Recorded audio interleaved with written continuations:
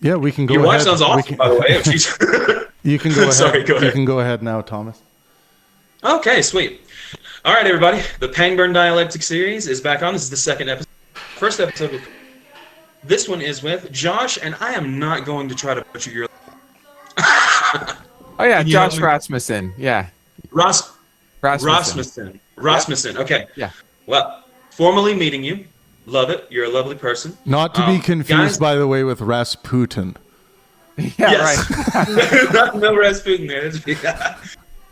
So, I usually, a lot of shows introduce the guest, but I asked Carl the first time how he wanted to introduce, and I think that'd be a good idea for Josh as well. So, take it away whenever you feel like it.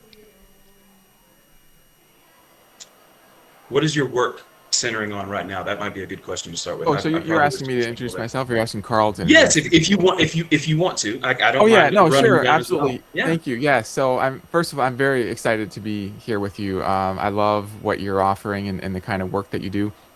It's just one of my favorite things to have this kind of conversation. So, in fact, this is connected to what I do. I like to try to understand things at a deep level if I can. That's my goal. And this often happens through conversation. Often it happens through the tension of disagreement. And something that I'm very fascinated by is how disagreements can create an opportunity for greater insight. I'll often tell people that if you have a tension in your own mind between different ideas, it's like a disagreement in your own head, that feels bad. And that feeling bad is a reason to run away from it. However, what I've noticed is that if you don't run away from it, if you can see that this is your opportunity now to go deeper, to see if you can untangle it in conversation with others, in introspective consideration, working on it, then what I find is that you'll often, I would probably say always, gain greater insight through that process of facing it and working on that. So that's why I think instead of shying away from disagreements are kind of a fire. It's a power. It can destroy things, right? It can destroy relationships. Yes. But if you can use that power well, you can harness it, and you can forge things that you cannot forge without that fire. So I think the key there, Josh, the deeper feeling behind my work. Yeah. Yes. I think the key there is that the dialectic, I think, must be constrained in some way by some kind of virtue towards the fruitful dialectic. So at Pangburn, I promote the good faith, helpful dialectic as a minimum requirement. Good faith meaning sincerity of intentions, and then helpfulness in the dialectic could look like, reaching your hand out to help your interlocutor to make the strongest argument for themselves, for example, so that you are in fact contending with the strongest form of their argument. So I very much agree with you on that with regards to disagreement. However, I think the disagreement must be constrained under under good, virtuous battlefield rules. Yes. Otherwise, it's a fire outside of the fireplace, and it'll burn things up. But if you can put it in the fireplace, and I 100% agree with this. I'll have conversations where I'll notice the conditions for fruitful discussion aren't met here. They just have conversation. Now, I want to see if we can establish those things. And I'm sort of an optimist. I think that there are ways of establishing those things, even with people who aren't ready to do it. You can help them to see that we are deeply optimistic, both of us. So, but that said, we only have finite energy, and so sometimes it's time to say, okay, this is not a helpful, productive conversation here. So let's go have that conversation in another context. Yeah, exactly. And this is the cool part, is that I noticed a lot about your work was attempting to reach people who care about science, who care about independent thinking, interdependent thinking, rationality, about faith and things like that. And a lot of people won't do this kind of disagreement and optimistic, enjoy playing and molding with the things as we learn together, right? Playing is the key here. Playing is what allows us to continue to seek things, to continue to care about things, and this is how we learn as humans. It's a beautiful thing. I have a lot I want to go over. I've made a lot of notes, and we can be more freeform, but I kind of like to just jump into a note for a quick, and then we can jump around on that. Does that sound okay? Let's do it. Yep. All right, cool. All right, so just in general, guys, I would say that Josh looks for the deepest foundation of reality through reasoned metaphysics, and then argues that existence, truth, mind, consciousness, morality, and reason make better sense if reality's foundation is necessary, personal, and mind-involving. Does that sound about right in a general sense? Yeah, I love that. And I should probably Okay. add, I am a professor of philosophy. I mean, Yes, please. I don't Yes. like to sort of cite credentials or something, but I mean, No, no, please. that's I would actually. This is an academic show, so we would appreciate yeah, that, right? People want to go look at this. at Baylor University, just so people have some kind of reference point Yes, there. Yep. yes. Josh at Baylor University. You can look up his name. It comes up on Wikipedia. Go and look at his work. You also have a personal website as well, right? That's Right. right, JoshuaLRasmussen.com. Yeah. And I offer articles, and then I have a Substack on worldview design. Worldview design is sort of my brand that contains my ideas. So, yeah, Perfect. thank you. Perfect. Yeah, I did look a little bit into that, but I was more, me.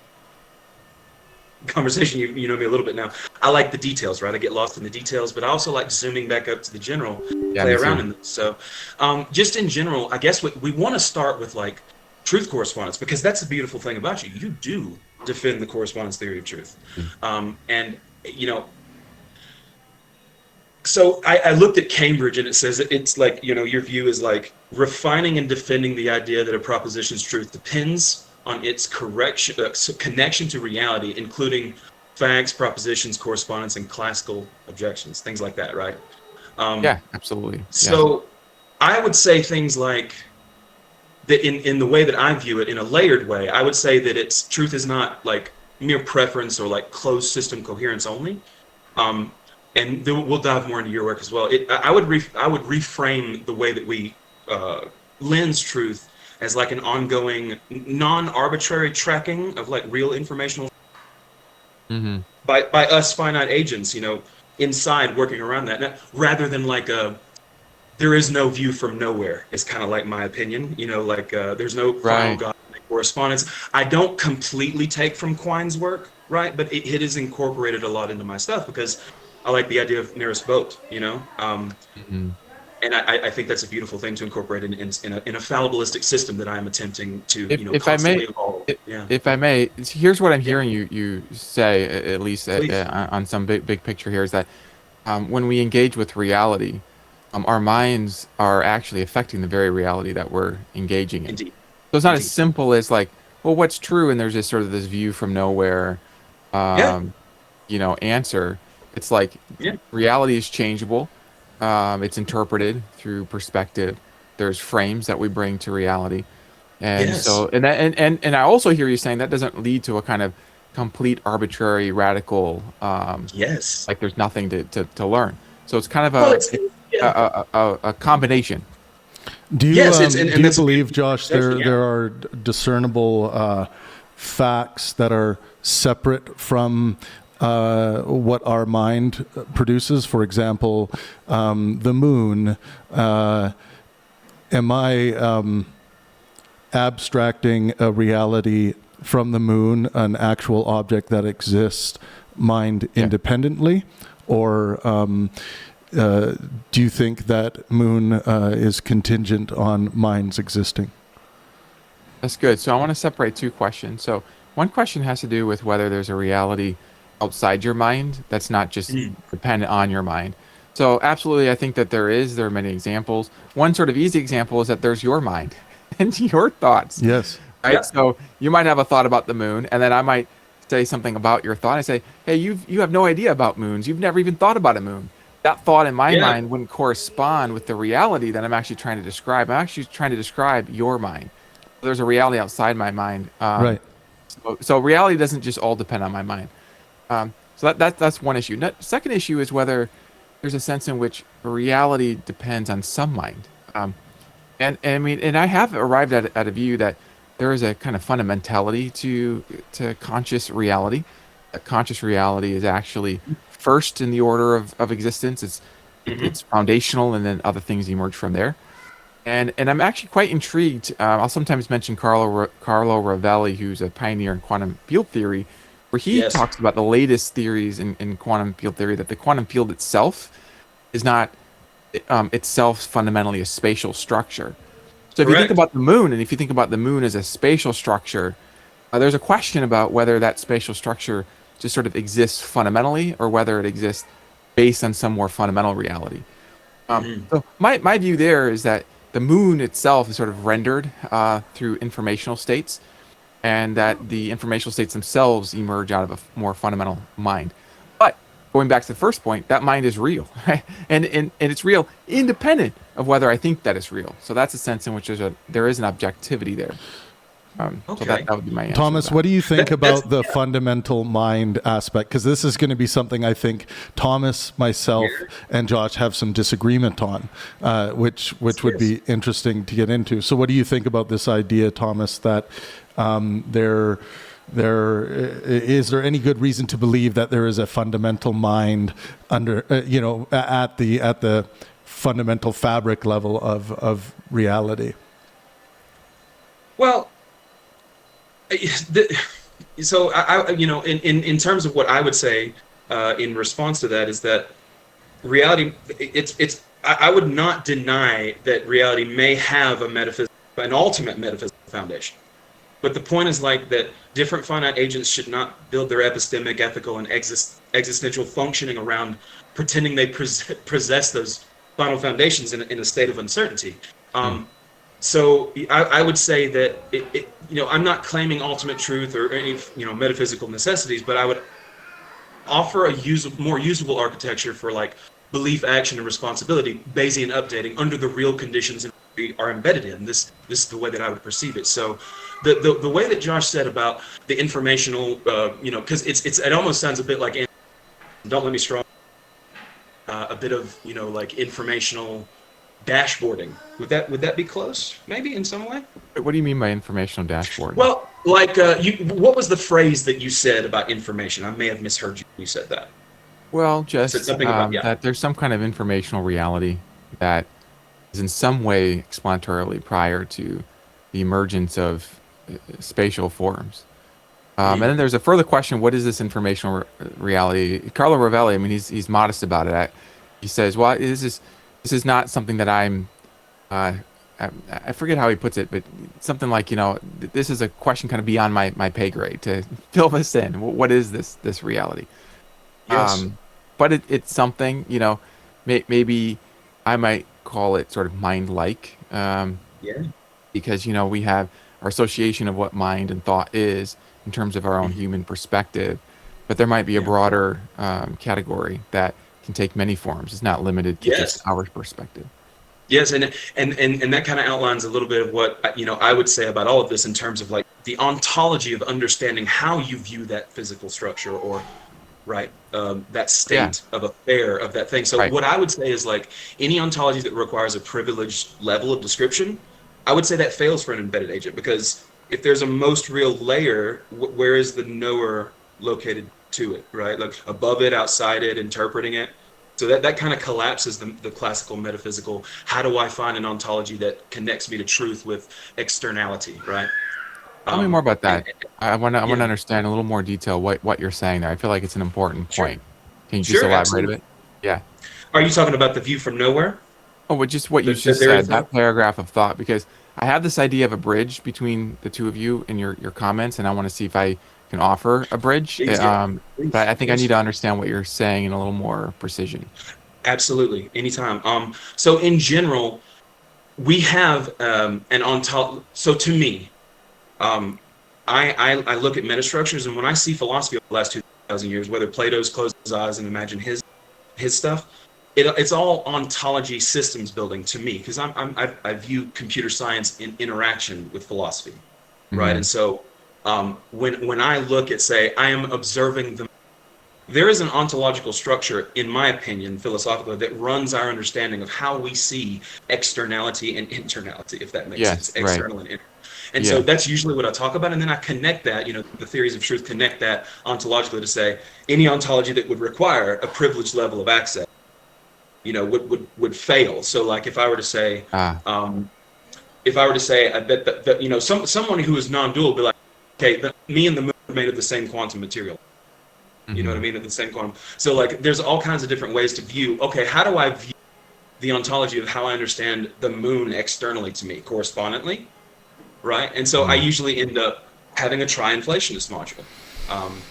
coherence, correspondence, and pragmatic utility simultaneous. Regardless, though, I still pretty much agree in a lot of ways of how you described the definition of what you described, your ontology of understanding how the moon appears externally to you and how you would, and I'm sure, like, honestly, a lot of people would probably agree with that. So does that kind of clear that part up where I was I going? think so. Yeah. So, I mean, the bridge that was sort of fascinating because the question, that was presented here was, is there any good reason to think that mind is fundamental?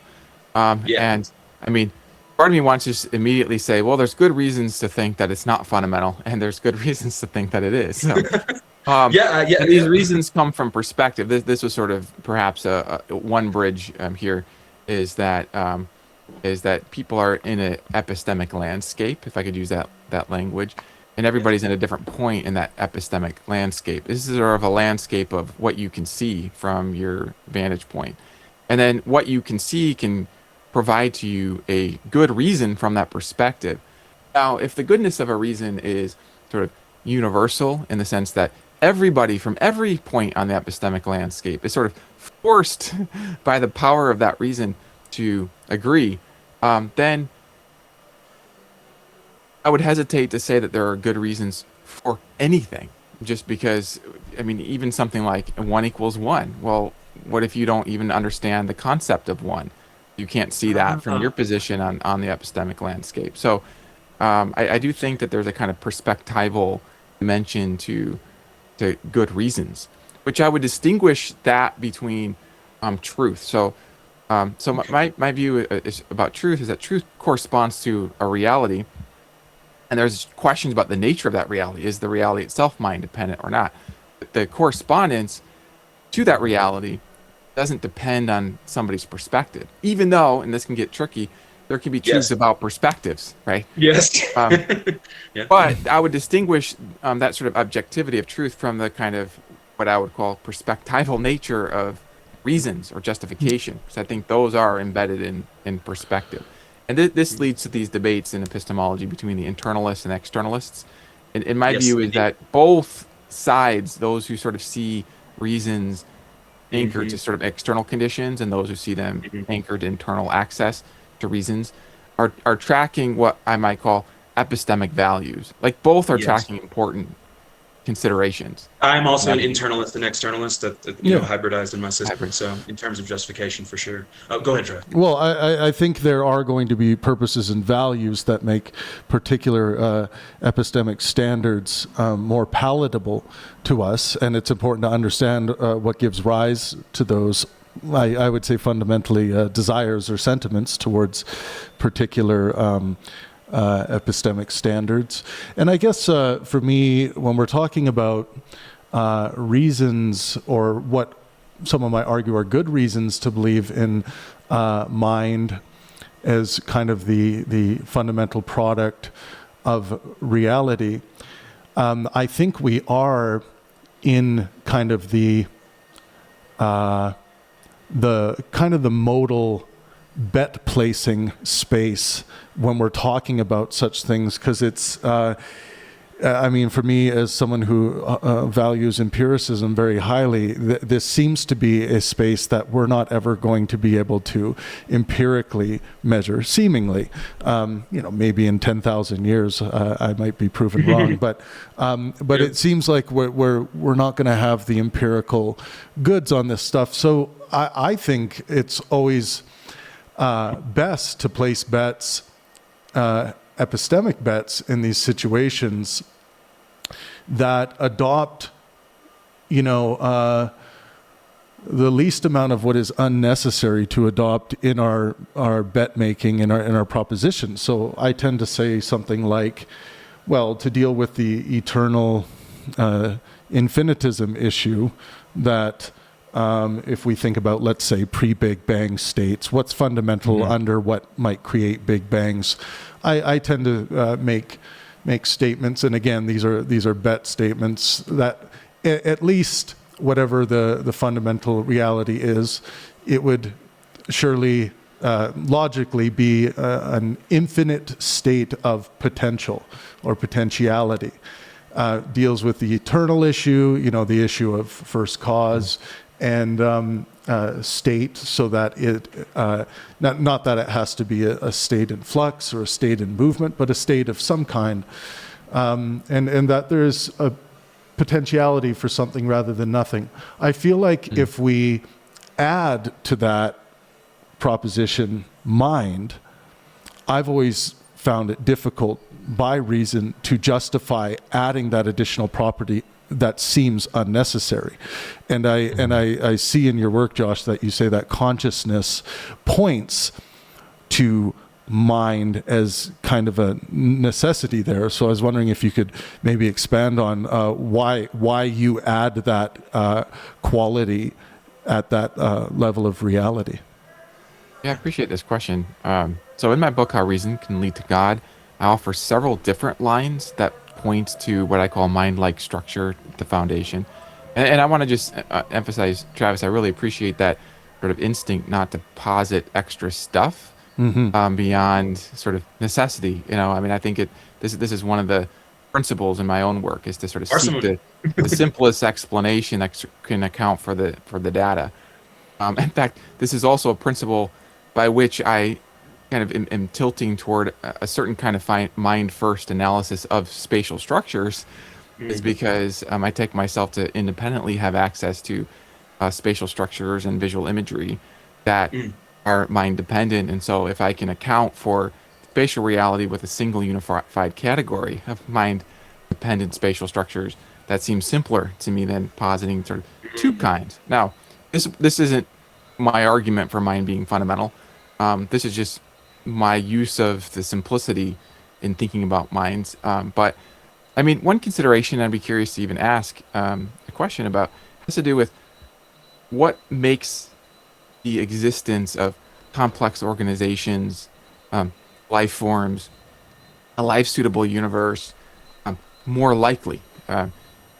Think about it in terms of prediction. So this will be familiar to you both. There's a kind of fine-tuning consideration. Of course. So if you take a random reality out of a hat, and all you know about it is that its fundamental ingredients are without mind, how likely is it? How much would you expect there to emerge a universe? That, even if you say something like, well, there's infinitely many universes. Well, but there's infinitely many universes that could all be just sort of lifeless marbles rolling around. There's a kind of fine-tuning of the multiverse that seems to be required both conceptually and empirically in order to get any sort of reasonable probability of there being complex life forms.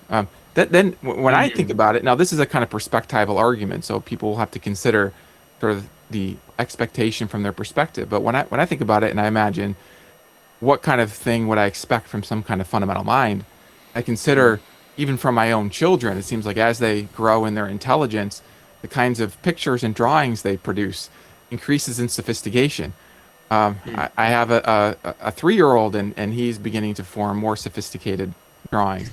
Also have a 12-year-old, and she was showing me a painting yesterday that she made. We were cleaning up dishes and she said she didn't want to clean up dishes with us. And so I asked her, well, what's your inner alignment tell you to do? And she says, I want to paint something orange. And I said, well, I have a prediction that if you paint something orange, not only will you be happier, but everybody else will be happier. So go paint something orange, and then I'll do the dishes with my other daughter, So we did that. And by the end of the day, she had this very beautiful painting. It was amazing. There was sophistication to it. And I understood there was also mind behind that, right? And so I do think that when it comes to a kind of structure in which sophistication can emerge, that's not as likely to me on a mind first hypothesis than on a mindless first hypothesis. So that would be one reason I would say kind of that points that direction. Yeah, I think your view does put a particular kind of importance on mind, and I do as well, but in importance from the perspective of, okay, let's lens reality through our minds from the perspective of mind emergence, and figure out what's most likely to happen. Now, when I think about things like evolutionary processes that lead to minds emerging. I don't know if you believe that or not, but as a correspondence theorist, I'm sure you do. But you know, I tend to think about it maybe in the reverse order, like you know, a potential universe, if it can give rise to minds, and particular events happen, then minds can emerge or will emerge. And I guess I don't see any reason to put, you know, something born of life at the fundamental stage, because I guess I just believe in the proposition of abiogenesis, where minds just simply arise and are capable of creating all kinds of different theories and ideas about you know, fundamental reality and whatnot. I just when I think about what's most likely there based on all of our physical modeling, it seems most likely to me that that in any given universe, there could be potentiality for life. And this one, you know, you can lens it in a way to say that it seems fine-tuned for life, or we can lens it in that, you know, life or the evolutionary process fine-tuned itself to what reality had to provide. So I tend to view it from more that way of thinking about the emergence of life forms and consciousness, as opposed to the other way around. It could be both in a way. I'm noticing I'm feeling super like excited. Like this conversation is so fun, and I'm thinking, Thomas, about what you said about that playfulness. So, Yes. So Travis, if I may, I want to first kind of like accentuate, I think, the argument that you're offering. I think it's a good argument. It's an important one. So, part of what I'm hearing you say is that, and I'm not just saying this to like have rapport with you or something. Like, I really do see this. This is a really important argument, that if what we have is evidence of mental states depending on physical brain states, and we have this kind of empirical evidence in neuroscience. So you remove certain brain states and mental states go away. Right. So there is a brain death argument in the philosophy of mind. Yep. And this is a good argument to think that if you remove the brain entirely, then consciousness goes away entirely. Then you have the evolutionary story with evidence of a progress through natural selection. And we can see this, we can measure this. And yes, reason is used too to interpret our observations. So this is where I think empiricism blends nicely with a touch of rationalism, because we can use reason to seek the best and simplest explanation. And I think absolutely this gives us a reason to think, look, if all the minds we know about depend on prior mindless physical states, that's evidence that the fundamental reality doesn't have a mind, because if it had a mind, then it would be an exception to this principle, this pattern, right? And you're not dogmatic about it. It's not like you're saying, well, we now know, therefore. No, I'm a fallibilist fundamentally. Yeah. Yes, yeah. I see that very clearly. It's my first principle. Yeah. So, and I want to acknowledge that. I mean, I think there can be weights of reasons on different sides. This is a consideration that I've thought about a lot and wrestled with a lot. If something else that's kind of an interesting coincidence, I was just working this morning right before our time together on one of my chapters on emergentism. So I have two chapters in this book that's coming out. The first is where I motivate emergentism, and one of the ways that I motivate it is through this sort of empirical recognition that, you know, rocks aren't conscious, right? But consciousness seems to show up in brains, and so it seems like there's a difference there. And if you just say, well, consciousness is just fundamental, well, then what explains the difference between why it shows up at certain physical conditions, right, and not others? And so, yeah, I was, and then my next chapter that I was working on just before this time was working out why I think it's actually possible to see clearly. Now, this is going to be a bold statement. Possible to see clearly that consciousness could not, in principle, have emerged just from the motions of matter alone. There has to be a deeper explanation, and that this can be seen as clearly as that. See, I take some time to talk about things you can see that isn't easy to see, but there's a way to see it So like in mathematics, there are conjectures where you don't see which way that the conjecture is. It's true or false. You Yeah. don't see it. So it's not just easy to see. And if somebody says, you can just see this and know this, well, how do you discern that from a dogmatic apologist who's kind of like spinning the webs of reason to kind of, get their tribe to believe in them? So it's very important. But that having said that, it is possible through careful reasoning to trace a path, sometimes from clear principles to a theorem. And what I would want to argue is that you have a capacity to see at least some things clearly in terms of which things could possibly come from which things. For example, could pine cones emerge from prime numbers? See, there I would argue that you can use empirical evidence, but you can also use kind of insight into number and insight into the shape of pine cone, and you can actually see that number is the wrong sort of category from which pine cones can emerge. Now, when it comes to minds, it's interesting because sometimes there are two different theories that actually turn out to be empirically equivalent. That is to say, the empirical data doesn't really decide between the two theories. But if you're accustomed to seeing only one of the theories, it's easy to sort of read that theory into the empirical data and think that that empirical data just supports that one theory versus another one. So there's another theory about minds and matter that I call it the mind manifestation theory.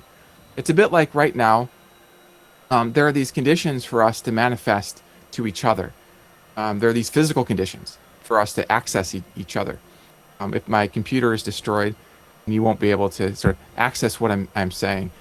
And I myself won't be able to access even what I'm saying through this form. Like right now I can see my face through the reflection. I wouldn't even be able to access that. Before our time together, I was working on trying to get into the Discord server and connect with you.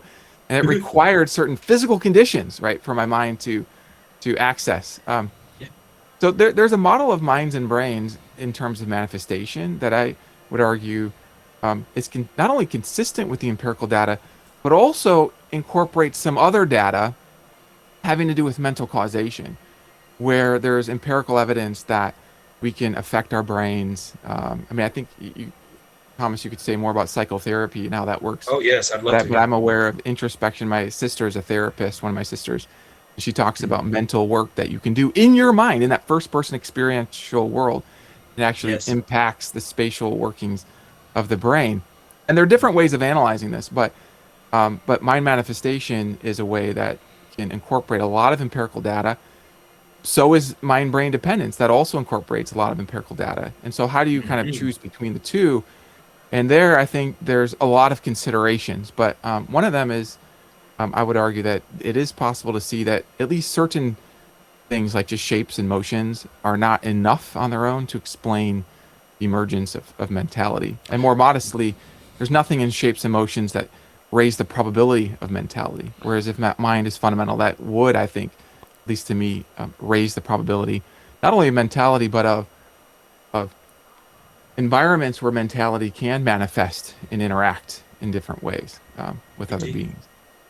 So this goes along with your mind makes more argument, right? And this is I love that you correct me if I'm wrong. This does fall in line with all of that, because that's what I've been looking. Well, that is a whole separate argument. Absolutely, yes. Is it? Yeah, we can go into that in a moment. Yeah, I would love to hear that.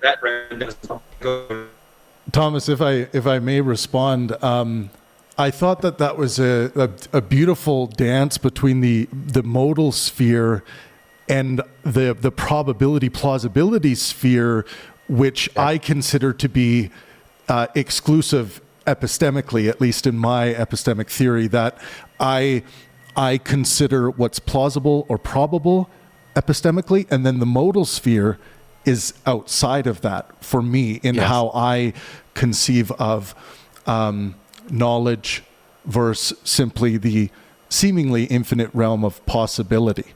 So if when we say it's possible to reason X, I, as a fallibilist, cannot rule anything to be, I seemingly cannot, almost certainly cannot rule anything to... smart little addition right there. Yes. Anything to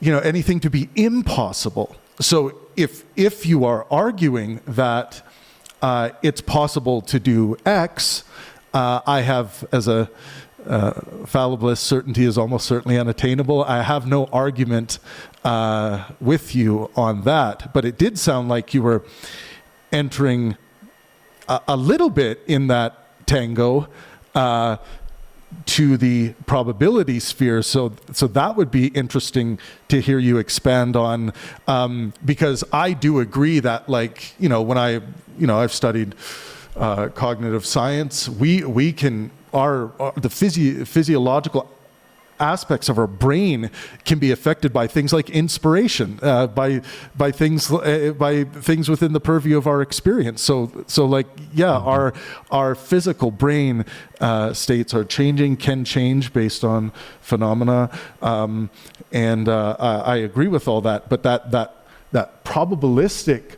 view, the lensing of how this can lead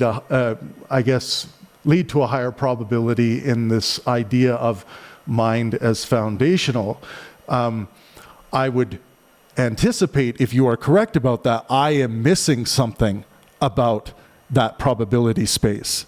And I'm still trying to figure out what it is I am missing, because if it is truly something I'm missing and I can be enlightened to it, I will accept it as someone like yourself promotes correspondence criteria as, kind of the most reliable, achievable truth. Yeah. Yes. So there's two spaces, and I appreciate your pointing to these two spaces. There's sort this of is awesome. Keep going, guys. I love it. The modal space of possibility and necessity, and the sort of, you might call it sort of an empirical space of probability. I want to do something here that can kind of put those spaces into each other a little bit, by just suggesting that you can have a lack of certainty that something's impossible, but still have reason to think it's impossible. So, like, take the pine cones coming from prime numbers. I take it that there's some sort of sense of impossibility there, and you don't have to be certain of it. Or that 1 + 1, could possibly just add up to 55, right. Or that there could be a contradiction or something. Gödel, stuff like that, yeah. Yeah, I mean, so philosophers will play with everything. They'll say, well, there can be some contradiction somewhere, It's like, okay, well, we can debate that, right? You don't have to have certainty to have some degree of a sense of possibility or impossibility. And I think that can sort of help, because I agree. Then your sense of possibility and impossibility can be brought into into the resources of building your worldview, and I hear that you already do that, but just as a way of understanding that you might be tapping in not just to sort of empirical senses, but a kind of rational sense that you can use. There's a power there, and you don't need certainty to use that power. Okay, so that's I fully agree, and this is why I state my impossibilities as almost certainly impossible. Yes. And then the other thing here is that just my view is that it is possible to have certainty and complete clarity. But then there I also want to make a distinction between me being certain and then it being sort of like universally required that everybody see it. Yes. And this is true not just in a priori rational landscapes, but also in empirical landscapes. So I take it that I could have a kind of certainty that I'm having an I'm hallucinating the hand, but at least an experience of a hand here. But then, my daughter, Chloe, right now, she doesn't know that I'm having an experience of my hand. So my certainty is based on my position in the epistemic landscape again, where I'm actually at. Now, when you say... I do appreciate you saying really quickly, if I may. I do really appreciate, and I want y'all to continue. Epistemic landscape, great term, amazingly well defining what we're embedded in, and is how I see it. So, like, I do appreciate how you do not hand-wave the hand-waving of illusionism, because I am silly and I like to play. So I made a joke about, instead of consciousness, Thomasness. I accept that I have my specific form of consciousness. So when you made that certainty thing about my certainty kind of thing, that's similar. You know what I mean? Similar to how I see that. So that's right. Your papers kind of say that thoughts cannot deterministically just arise from purely thoughtless states under certain axioms that we've kind of been talking about. And so the only thing I would say about this before Travis keeps going, because I love is that I would not jump too quickly logically from, the consciousness is irreducible, which I am not an absolute reductionist. That is, I am not, right? And so, but we would jump to that from the foundation is a personal mind. Oh, absolutely. Yeah, there's a huge gap. And I know you're not saying that, but that's why the analytical a bit a moment ago, because I'm sure you're familiar with Bernardo's work, right? Bernardo Kastrup, yes. Yes, indeed, yeah. So, the reason why I would make we could preserve the fallibilism, the philosophical embodiment, the embeddedness, and that understanding of the informational constraints, not as a substance, but informational mathematical constraints, the constraints in the room, the constraints of the state of affairs, all these kind of things. So that's really the main thing.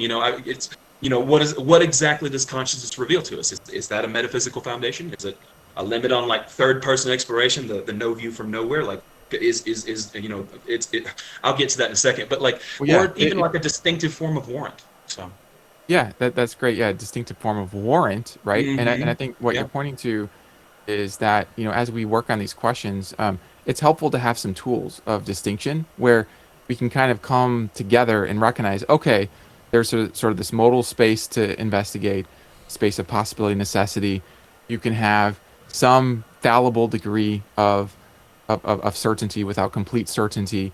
On the empirical space, also similar. You can have a kind of fallibility without universalizing. You can also have certainty without universalizing. That's an important distinction. I think sometimes people actually block themselves off from seeing that they have clarity about something until there's sort of a consensus outside of them. There's maybe a habit of the mind to look for that consensus, so that you don't really see or recognize that, oh, you actually can be clear about this. There are things that are confronted right in your field of awareness, but if the authorities outside of you don't have consensus, you might not recognize your own power to see. Me and Travis preach anti-rigidity. I believe that rigidity in cognition is to our demise philosophically and health-wise as well. Yeah. So we can't be so flexible that we become relativistic. Anything is anything, but there is a spectrum there. You know what I mean? And you've kind of laid that out really well. So I think both sides, but you also want to listen to the experts as well. It's both. It's just how do you integrate the many treasures? Yeah, exactly. I think. Exactly. Go ahead, Travis. I think infallibility is one of the strongest steroidal injections to ideas of incontrovertible certainty and rigidity. So I'm of course phobic to dogmatism. And I think dogmatism is best understood as things believed or claimed to be incontrovertibly certain. So I take it, Josh, when you are using certainty as a concept here, are you talking about something you believe to be incontrovertibly certain, or are you talking about certainty as more like the psychological state that we feel and that we understand that we are technically or fundamentally still open to update?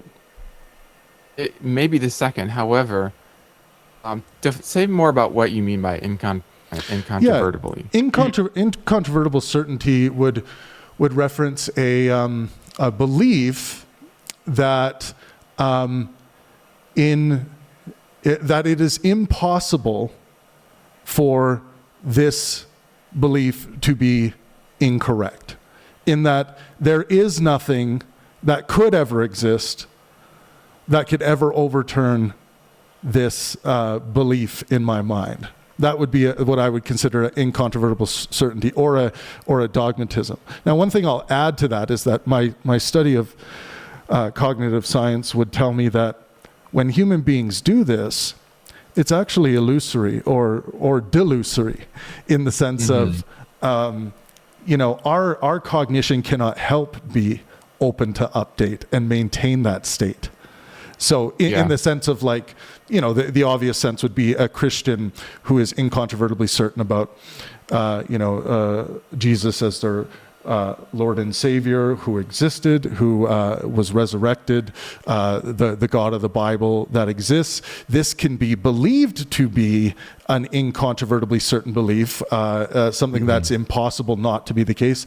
And then 2 months later, they read the God Delusion or whatever, and in fact, they were open to update. So I think cognitive science tells us that as much as someone might feel like they are in a state of incontrovertible certainty with regards to anything, that there is a fundamental aspect of human cognition that actually does remain open to update. So your thoughts on that?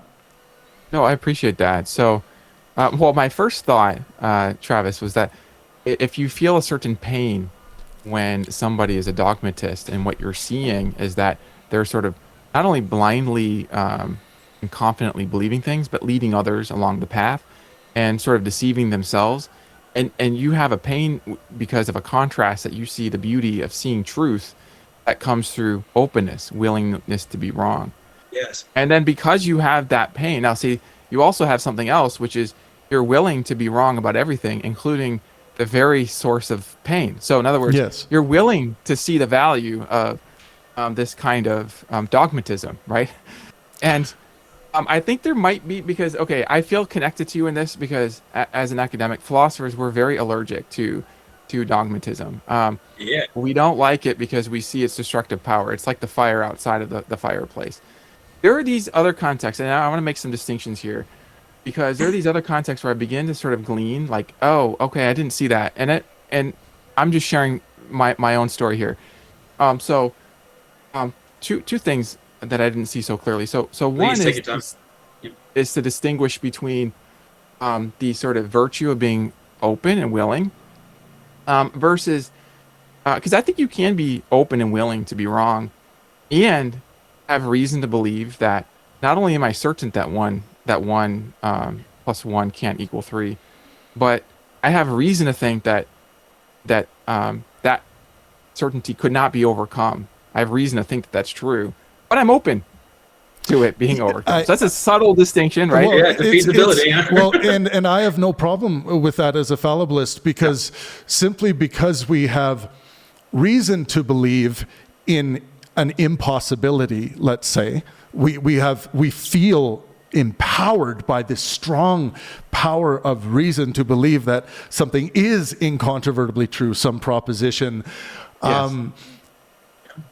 My qualm would be is if this reason to believe would close off or give the illusion of being closed off to any openness to update, in that you couldn't hear, you would plug your ears if someone tried to make an argument against it, or not physically plug your ears, but consciously, because you feel like there is nothing left to say on the matter.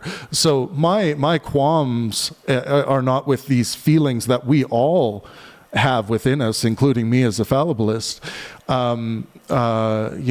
towards feeling, I would suggest this is a strong reason, but leading us to be almost certain that this thing will never be overturned, like the logical absolutes, for example. Yeah. I'm not going to sit around trying to come up with a contradiction to the logical absolutes. I did that when I was 14. Didn't go my way, right? But I remain open to that being turned over. But when someone comes along, and here's where the reason to believe, I guess, comes into place. When someone comes along and says, I have shown how the law of identity is defunct, there is this feeling within me that it's almost certainly the case that they haven't a grain of salt in the direction of their proposition. But I will tell you, as a moral well-being, as someone, well-being, physical, mental, and social health is the thing that I use with regards to moral value, or discerning righteousness from wrongfulness, goodness from badness in the world. And what I am trying to do with my first maxim, which is that certainty is almost certainly unattainable, is to remind people that not only is their cognition, that their cognition is open to update,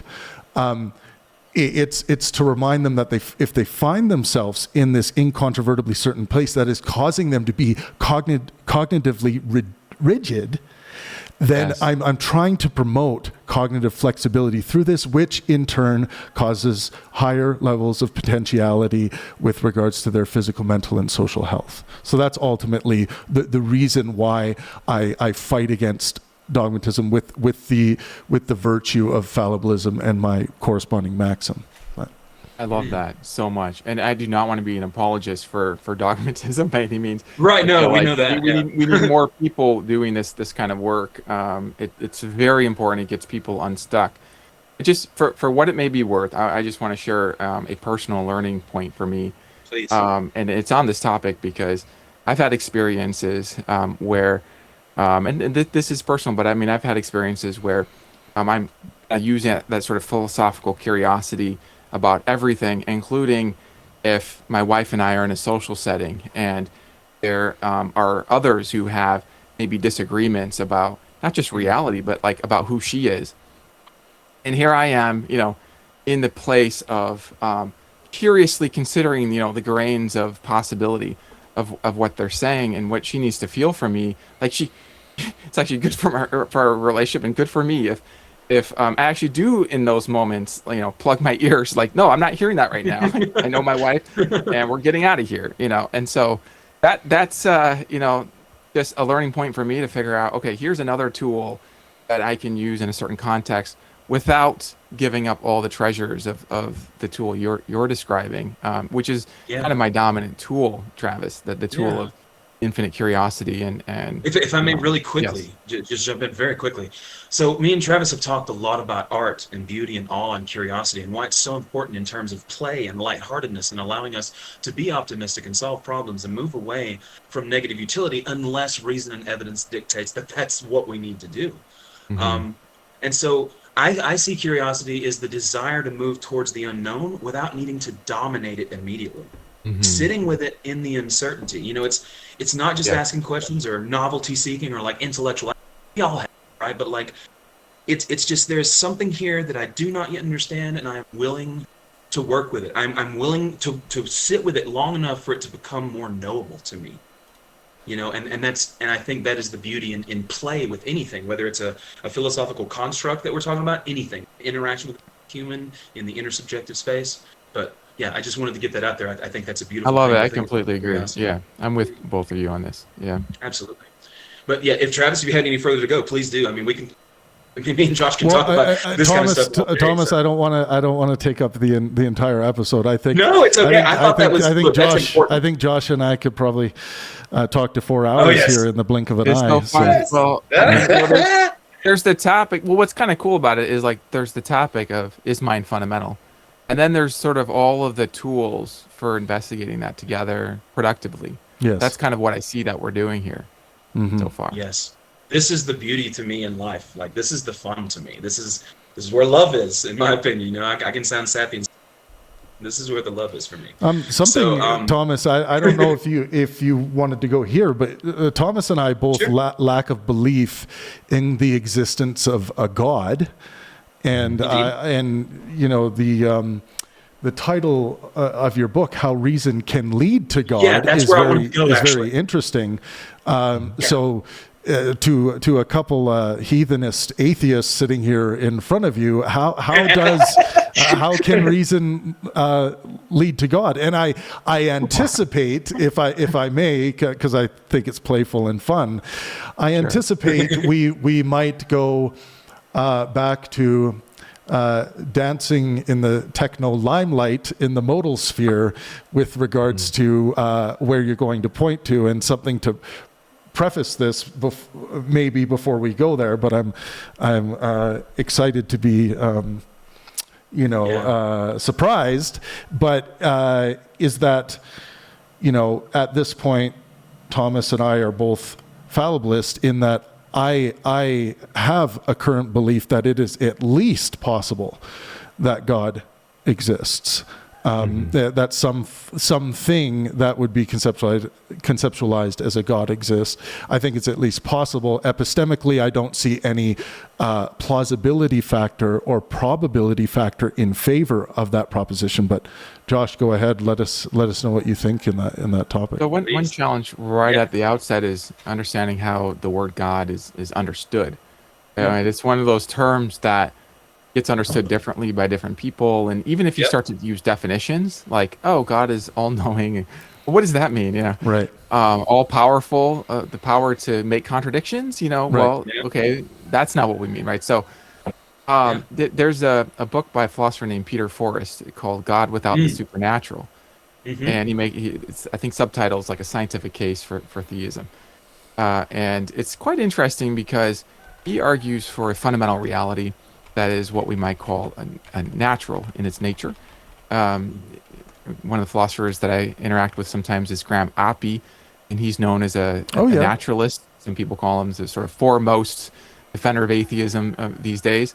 And we actually have a significant overlap on some of these things, including on a sort of broad enough understanding of nature to think of fundamental reality as both natural, but also including some of these aspects that could qualify it as God according to some concept of God, having that mind-like structure, the power of intention in some way, but not thereby sort of including maybe all of the religious baggage or all the concepts that sometimes people throw into that.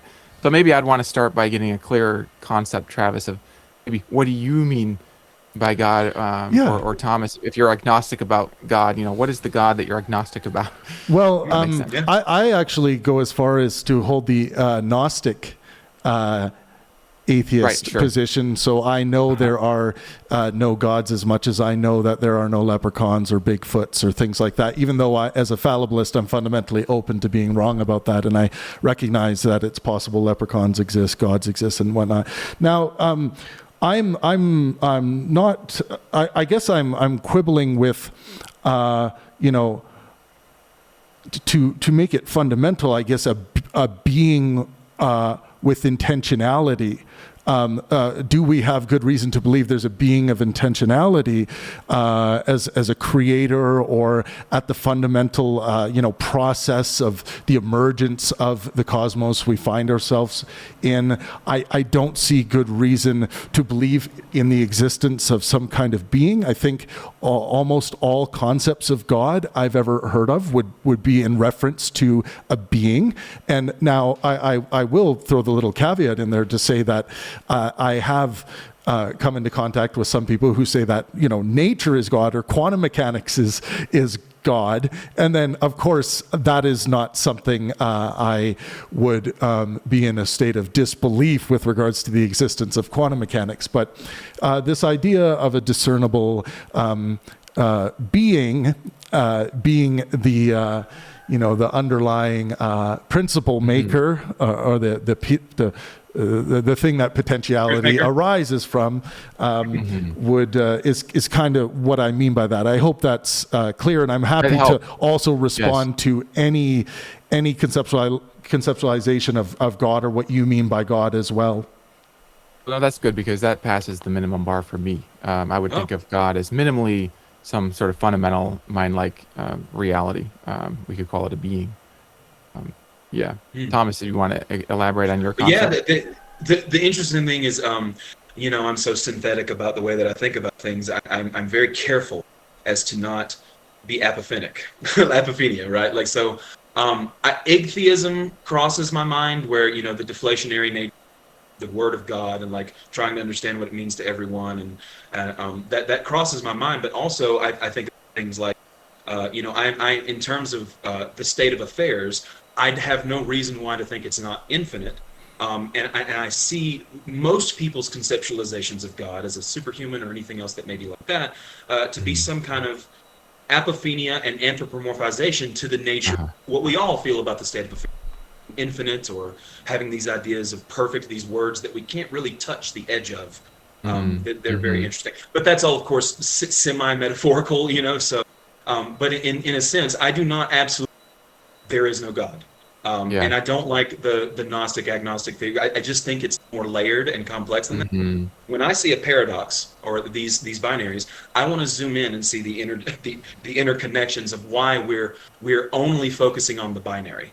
So that's just where my mind goes. But in terms of reason and evidence for right now, Bayesian, updating all blah, blah, blah, blah, blah, I would say that I at the moment am not forced, but I hold the position that I do not think that there is a God in the sense of from anyone I have heard, pantheism, anything, right, with it may be. I could be definitely wrong about that. You hear the old adage, like Matt Dillahunty and all these people say, well, it could be atheist, the new atheism movement. It's either one God is correct or they're all wrong, right? Mm-hmm. It can also go down to it's either one person in one church or whatever it may be, or they're all wrong, because it depends. Two people in the same congregation, right, can have different. Or they're possibly all right, or they're possibly all wrong. Like, I mean, right? Like it's just. I see no reason to make the grandiose statements that Dillahunty makes in that, Yeah, it's sweeping. It doesn't make sense to me. But anyways, it's sweeping. Well, I mean, I can appreciate even that, because I mean, it's just a bit arbitrary. Maybe if on a certain concept of God, if you think of a God of a particular religion, and then you kind of understand the sociology behind the emergence of that religion, the history, and you can sort of see common psychological patterns across different cultures, and then you get similar but different beliefs reflecting similar but different cultures, and it can sort of seem sort of arbitrary to say, oh well, it's Yahweh, that's the one, right? Not Zeus, of course, right. And it would sort of seem to me to be almost just preposterous to take one arbitrary deity. I mean, this is why I'm interested in sort of a core concept that could show up in different forms in different cultures, which isn't to say that all cultures are sort of like equally grappling in the same way as some people might interpret John Hick, the pluralist theologian, who, you're familiar with the sort of elephant analogy of like feeling the one thing from different points of view. Right. He's arguing for a more fundamental principle that these religions are being born out of, for example, that they're all touching in some way. Maybe some are touching more strongly than others, but they are all trying to grasp at that one fundamental thing. It seems like that analogy sort of leaves out the idea that somebody might be touching a snake, right, thinking it's the elephant, right? So I think reality is just more complex than that one analogy. But I do appreciate the analogy, because I do think that it makes sense to me that if there is a fundamental reality with a kind of core nature, and if it has a kind of mind-like structure, if it has a theistic attribute that could be identified that way, then I would expect that to be discerned in various ways in various cultures.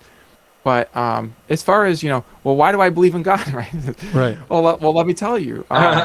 So I have a sort of a general principle of seeking to explain the most with the least. So this is using the Occam's razor. And this is a principle I think that kind of unifies me with a lot of truth seekers, that they would say, yeah, that seems like a good principle. Seek to explain the most with the least.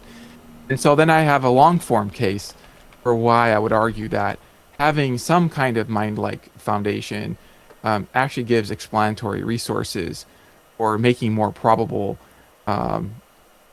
many different dimensions of reality. A kind of moral sense, which doesn't require moral objectivity, but it just a sense of a difference between right and wrong, an aesthetic sense, drama of characters. I sometimes think about it like a movie coming out of a static TV, and then there's a question like, is there any kind of mind behind the movie, or is it just complete mindless static, and then the movie emerges?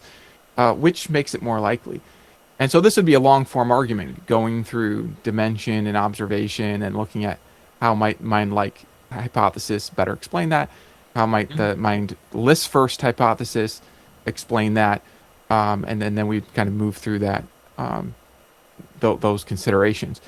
And let me just say, if people are sort of interested, I have a blog on my Substack where I respond to the best case for atheism online by one of my favorite online atheists, Emerson Green.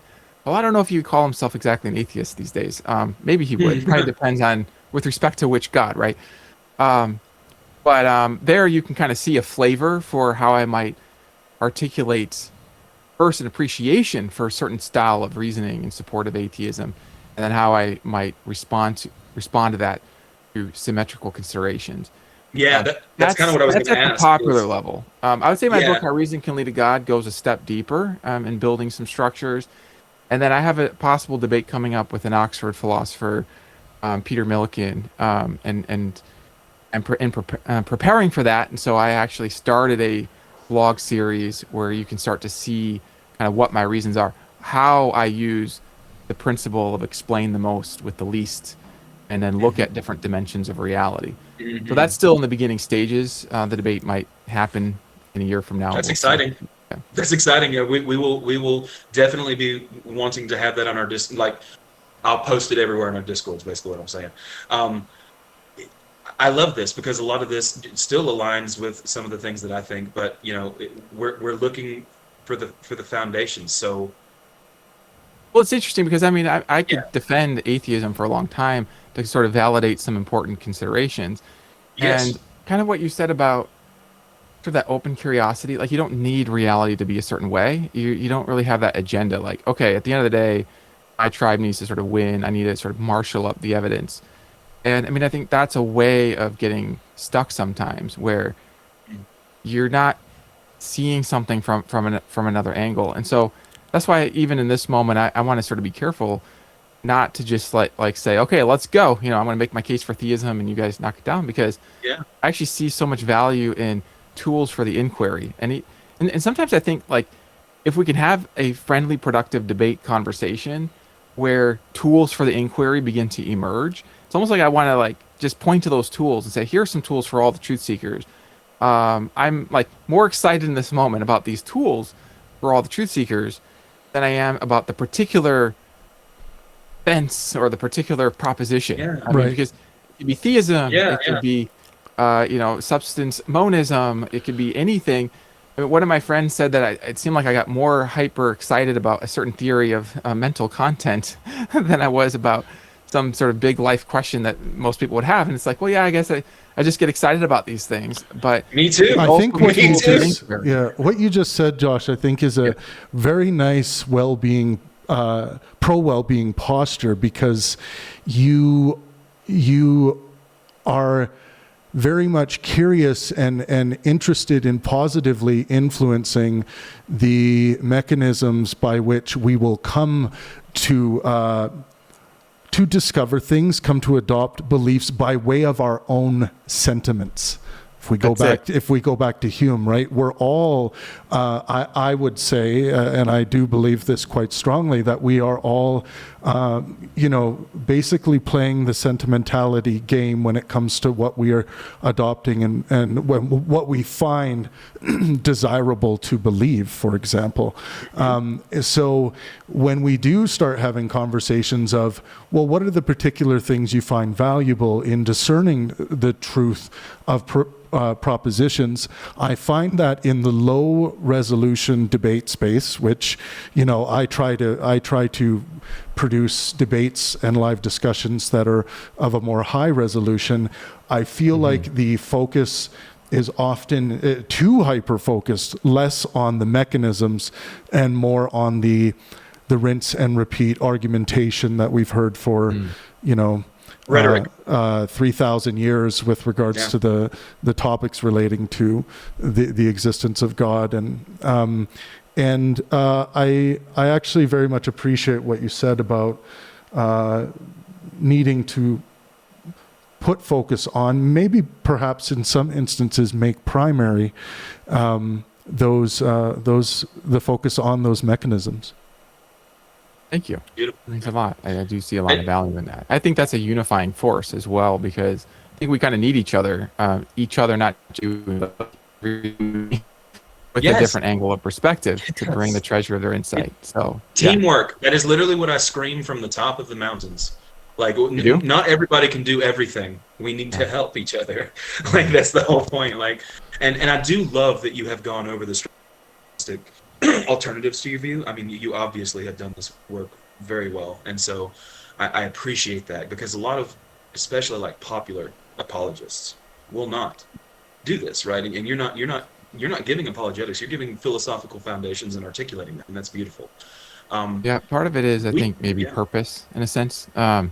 There is something about exploring to discover something that feels interesting. As a child, I like Star Trek, The Next Oh Generation, my because gosh, you're speaking my there language. was like a Oh. puzzle, and then what's going on, and then trying to understand that. That was always interesting to me. So, that's sort of less fun for me sometimes than sort of reinforcing an existing structure.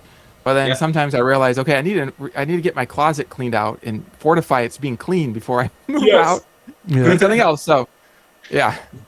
Yeah. I mean, yes, exactly. And I think this is brilliant. And this kind of dialectic is what we need. This is why we want to promote it as the dialectic. Really quick, what's your favorite episode on the generation? I don't know. Oh, well, the Borg. I mean, of course, it Me too. was very exciting, to be continued. Yes. I remember when it first aired, and then you had to wait the whole summer for the next for the next Mm-hmm. continuation. Mm-hmm. Yes, Yeah. that's Torture for fun. other people. Honestly, we still got a little bit of time. I usually do 90 minutes, and I think that's wise that we first start this show. But as we grow, people, that's up, as we work with it. And we'd always love to have you back because you're great. So we really enjoy that. Um, we can talk about self if you would like to, because that's very important to me, selfhood. And I would like to get your idea because we've talked about conscious foundations, Yeah. but how does individuality as a patterned object of this network of constraints that we're in, if we're using my frame, uh, how do we have that self and the meaning value that is Mhm. generated from it, emergent, if you'll say? Yeah, the self. So as we go into this, I notice, and this is something I've been learning recently about the value of tension and then release. Oh yes, This works in relationships. It works in yes. idea tension. It works in Hmm. conversations. So, and I appreciate, the conversation with you, Travis, feels like it creates this nice little fun, like a little bit of tension, a little bit of release, tension, release, and I mean, with both of you, of course. But what I'm saying here is, I'm as a we go into synthesizer. this, yeah, as we go into this, I'm sort of mindful of that, and so I wanna not lean too quickly into being agreeable. I want to say what I think and see if we create some tension, and then we can see what happens. But so the nature of the selfhood. What is the self? How you get meaning from the self? Yeah. What's the target question? I'm seeing a lot of different questions here. I know. I am a fragmented person sometimes. In general, we've talked about the meta level of consciousness and foundations for why consciousness arises, Mhm. emergentism, all of these things. And so I'm zooming a little bit further to the meso, perhaps even a bit down further to the micro, in terms of how we're talking about what is personhood in all of this. What is self? I mean, how would we even define that, if we're talking about like a mind, like a fundamental mind? You see what I'm saying? Like I'm asking, like, why a belief in God might lead away from actually having a selfhood that is not determined by anything external. Would that make sense? Mm-hmm. Mm-hmm. Yeah. So this points to some thinking that I've been doing on the connection between yourself and then fundamental reality, whatever it is. In the philosophy of mind, you may be aware there's this causal exclusion problem, which is a problem of seeing how minds can have an effect in the world. So if I think I'm hungry, how can that thought that I'm hungry have any effect toward moving my body or triggering brain events, or being the kind of brain events that trigger other brain events? Yes.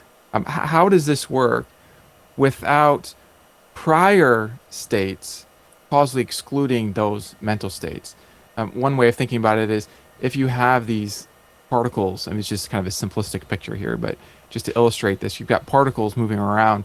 And if these particles aren't themselves having thoughts, and collectively, maybe they could have a thought, but collectively, they are moved by more fundamental laws of physics. And these more fundamental laws of physics seem to threaten the causal power of the thought itself. Here we have like the parts, even if they can constitute the whole, the parts causally exclude the whole from having its own powers of its own. And this is sort of an interesting puzzle because it has to do with the connection between you, if you have powers, and the reality that you're in. I have this idea that what you are is fundamentally something that is hard to describe with words, because words have conceptual content and you are pre-conceptual. You can be sort of acquainted with yourself through self-awareness. And sort of contra Hume, what I would say is that even while there's may not be a distinct self-impression that just captures you and only you, the you shows up across self-impression. So you can have the impression of me thinking, me feeling. There's a me-ness that's common in those things. And then, so what is that me-ness, and how is it connected to fundamental reality? How can you make a difference in the world without more fundamental things actually moving you along, so you aren't really doing anything? And so, well, my working view here is that there's a sense in which you are connected to the foundations of existence, and that actually the foundations of existence in some way constitute or come into you or make you who you are. So that this is sometimes a view that we might call panentheism, which is a form of theism, but it sort of emphasizes the immanence of fundamental reality within beings. And the idea is that this would be sort of one way of understanding how you could actually make differences in the world without being a puppet of more fundamental things. And so there's a lot there that I just shared now, stir up some controversy. But that's sort of an idea of what the self is, in my view. It's a bearer of consciousness. It's the thing that has the consciousness. And it's the thing that you can be aware of through inner reflection. And it's kind of the center of your power, yourself. Yeah. Honestly, I consider that our narrative, right? The narrative on top of our mechanisms that allows us to live as ourselves through language. And I'd like to mention really quickly, the way that I view selfhood is through instrumentality, an instrument to orchestrate. And so I've always been a synthetic, non-binary person, not just in terms of gender, but everything, and I had to structure that throughout my life as to not fall into this non-dualism feeling that I've had, my entire life in terms of that interdependent connection with other nervous systems. I've always just felt that way. And so when it comes to my understanding of language and cognition is not, it is field-based. I feel as though we think and cognitively exist in fields rather than, like a word leads to meaning, leads to truth. In my mind, it more goes like word works between context, works between history, works between body, works between relationship, and it all plays together. And that language is what powers our self-movement, that inner human ontology of how we operate, like a Windows operating system on a computer. It's obviously much than that. And it's, and it's, well, it's yeah, not just so blocks, I appreciate this. So, and one thing that I'm hearing, and leads to a question, are you suggesting that the self is merely part of a narrative, or do you have room in your ontology for a self that exists? Sorry, go ahead, please. Yeah. No, I'm sorry. I'm John. That's the thing I've been exploring, because I feel as though I've studied evolutionary psychology enough. Stuff is. And I feel as though when we are healthy, based on what I've studied about psychotherapy and all of it together, it seems as though the healthiest way is by understanding our that operate us and also understanding the mechanism living in our body. This is how when we needed to hunt in the past, we told stories. We lived that story. We got better at it. We adjusted the language. We adjusted the way that we operated. And so instead of like a load-bearing structure self, this is the rigidity away from, because you can fail that self. You set a self in the future that I must be this. This is my true self. Achieve this. I look at adaptation in the moment, and I'm working with how I am right now, and so like this means to me instrumentality of self. I can be whatever I need to within ethical reason, what I need in the moment, and that less, and obviously not just anything, my ability to be in that rigid space and lose play. Because, I want to have this adult and child self wisely synthesized, but I also don't want to lose play. Like if I come up to a terrible situation and I feel terrible, all this kind of stuff, I still want to be able to play with what's the best way I can hit a different angle, seek some better ethical choices for myself, for everybody else, and feel, all that kind of stuff. So I don't want to babble too long, but what do you think? Oh, that's great. Yeah, I mean, when you say play, part of what I'm hearing you say is that you can play with the stories. I'm familiar with internal family systems, where you have parts of self, and I find it very helpful. I mean, sometimes I will want to say something to my wife, and it's helpful if I say, part of me feels this. And Yes. let me just let you know, this is just one part of me. There's another part actually that's angry at this part and is telling it to be quiet right now. So it helps me to be more self-aware, and that none of those aspects and the stories that they tell are fundamental.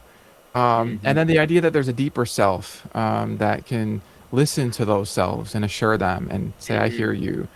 And you say you're exploring this, and just as my own understanding of things, it does seem like this is where an ontology of the reality of yourself can fit very well, in my view, with the sort of internal family systems model.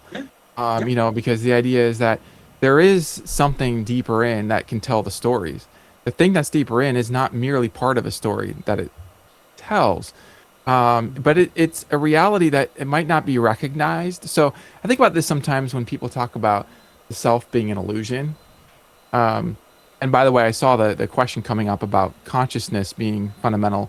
It might be a fundamental aspect of self, or maybe there's even a way in which it is self. This is something I've been wondering about. Yeah, I asked that too.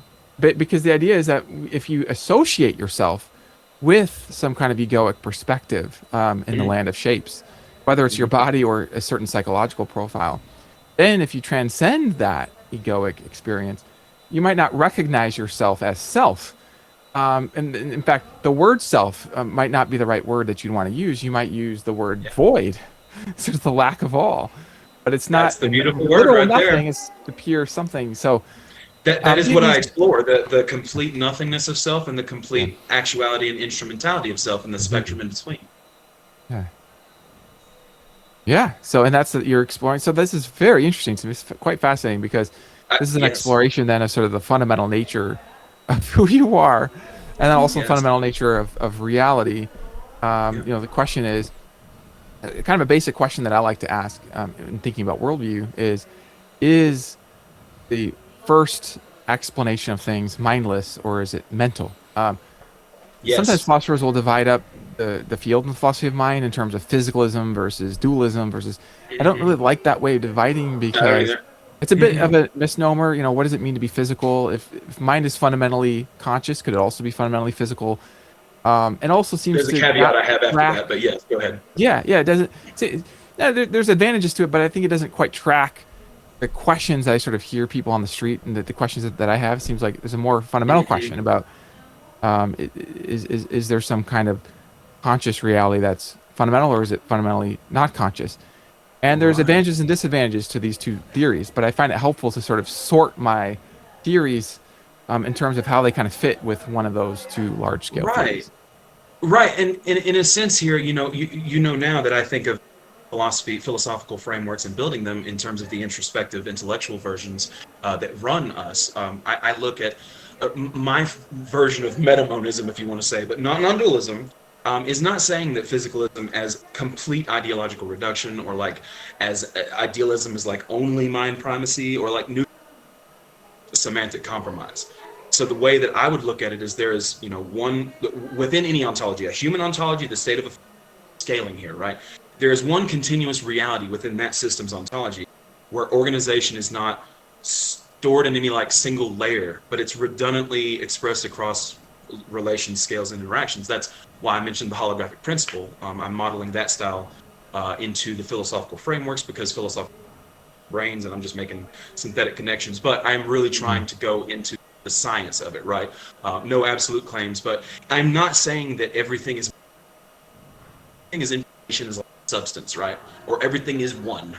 I'm saying that everything participates in this one reality of any system by expressing structure.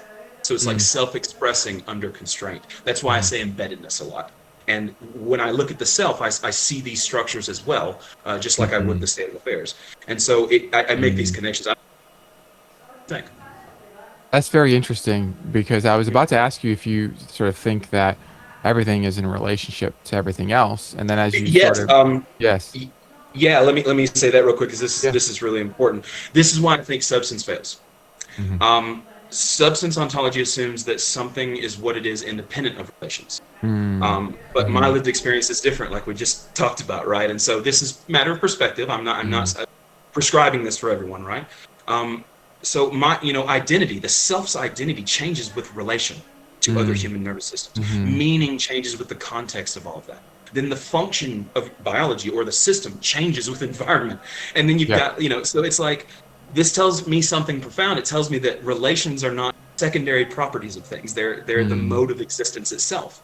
And so I would say my version of monism does not deny objects. It just denies that objects are ontologically prior to relations. Objects are stable relational patterns, not metaphysical atoms. That's generally where I come from. Yeah, that's good. I wonder if this then fits with your view. You might say that it's not that the self is merely a part of a story, nor is the self sort of merely outside of story.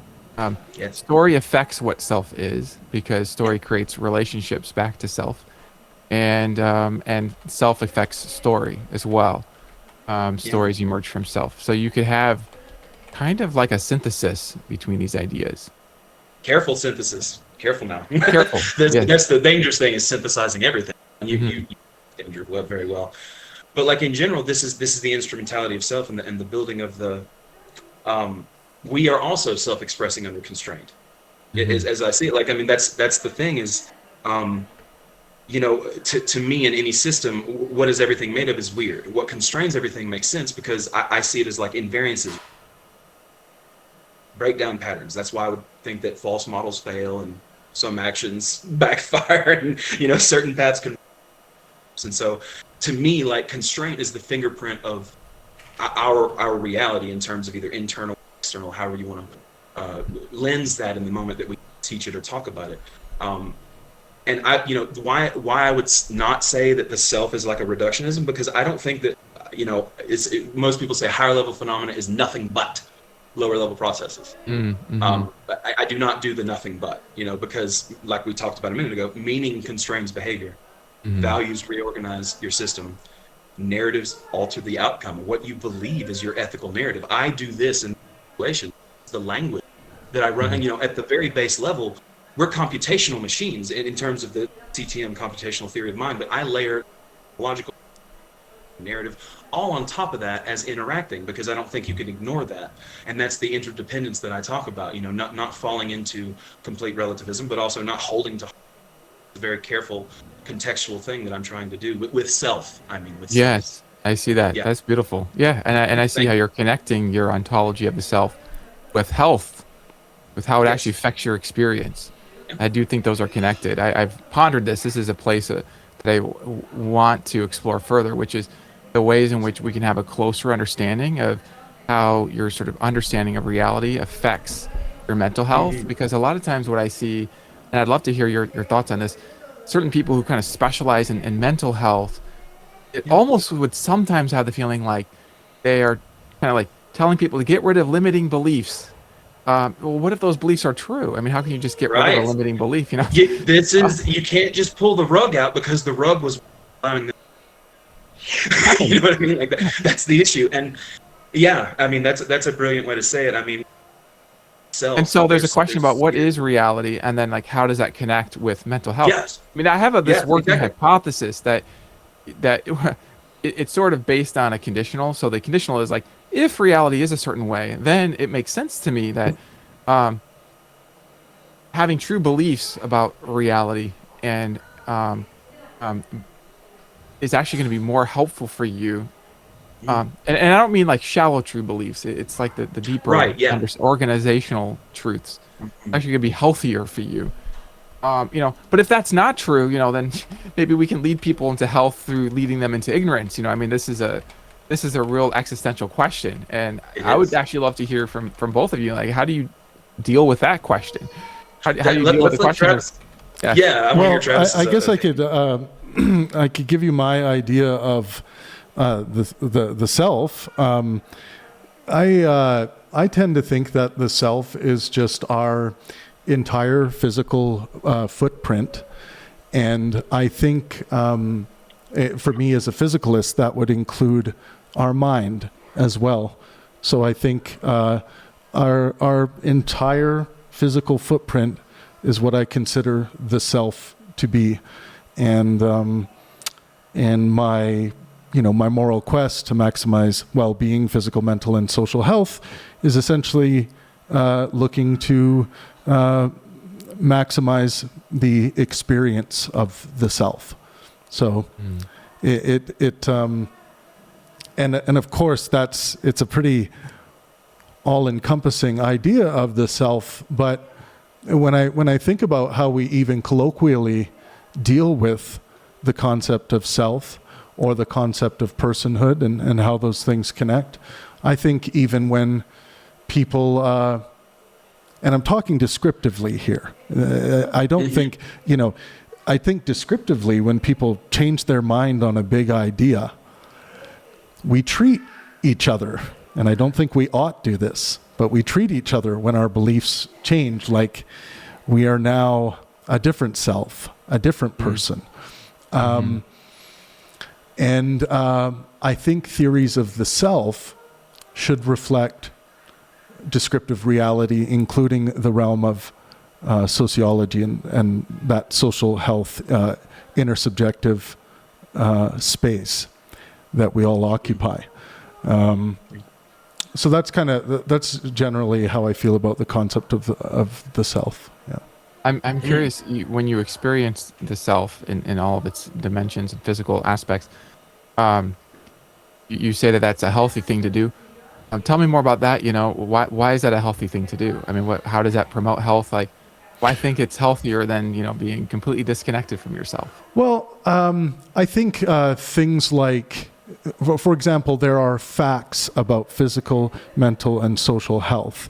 We go to the doctor to check in on those facts. So I would say understanding all aspects of the self, or trying to have a relationship with them, a true relationship with them, with those facts about the self, is going to allow us to overcome particular things that are causing disorder in our lives, like physical hang-ups, mental health issues, interpersonal problems in our life that are maybe affecting both the physical and mental health detriments.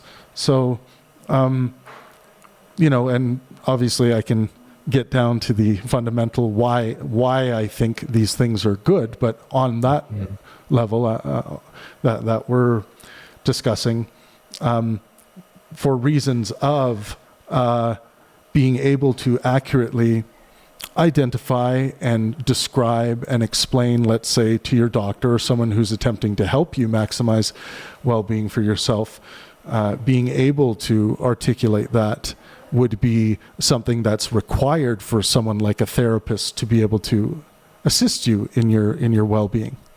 Indeed. Yeah, no, that's very helpful. It does answer the question, why would true beliefs actually contribute to your health, your well-being? Right.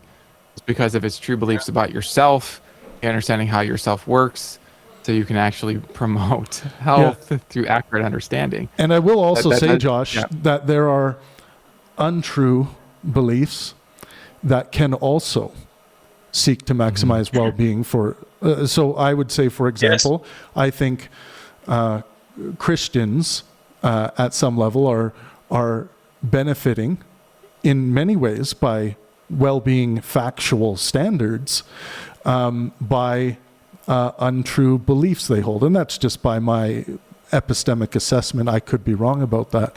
But, this would be an example where it is true that for some people that maintaining the Christian faith would be more beneficial to, let's say, their mental health. And I think we can demonstrate that quite clearly.